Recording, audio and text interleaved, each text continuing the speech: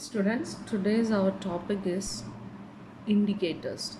That means how to choose indicators for titration. That can be strong acid, strong base, strong acid, weak base, strong base, weak acid. How we can choose indicators for them. So first, you know what are indicators. It is added to the solution if there is color change. According to the color change, we can find out the given solution is acid or base. Now, the point at which the indicator changes the color is called endpoint. So it helps to know the equivalence point in an acid base titration. So you can see here different color changes for each type of indicators. So this time we are not thinking about color change, we are thinking much about the pH range of indicator.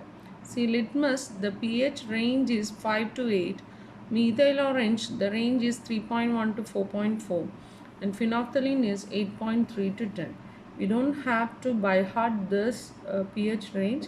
The pH range will be given in the question.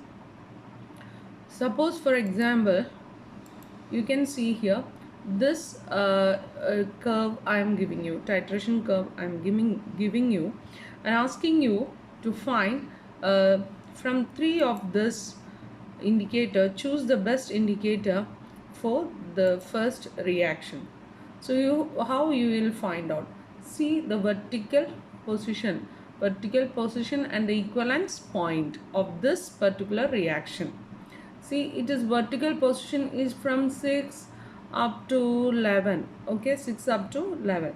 So here you can see phenolphthalene's pH range is coming in that range, 8.3 up to 10. So we can easily use phenolphthalein for this particular titration. So how we know the vertical position should come in the range, in the pH range of that indicator. So how you choose a suitable indicator? The indicator used depends upon the pH changes around the endpoint. The indicator must change during the vertical portion of the curve. See here, as we saw here, it is around 10 or 11, from 6 to 10 or 11.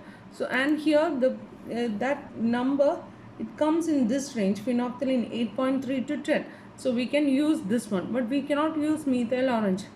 Its range is only up to 4.4. It doesn't come in this range. Okay, or you can take the midpoint of this vertical position. The midpoint, it comes from 6 to 11. 6 to 11. We can take the midpoint of this, or you can see the vertical position is it comes in the range of this. Now see this particular reaction. See, the vertical portion is here. It is around, so if we take the midpoint of that, it is between 2 and 6. So almost this 4, that range will be its vertical, that flat area or the vertical place. And which one we can use? See here, methyl orange, the range is from 3.4 to 4.4. So that fits in this. 3 and 4 is coming in this. So we can use methyl orange, but litmus you cannot use because it is from 5 to 8. Here our range is it's not coming till 8. Okay, it is below 8, and the equivalence point you can see it is almost here. So according to the vertical position and the pH range, you have to choose the indicator. See here, this is a strong acid, strong base. The pH changes from 4 to 10. If it is from 4 to 10, which one we can use? We can use this phenolphthalein because it comes till 10. 4 to 10. And suppose in this strong acid, weak base, pH changes from 4 to 6.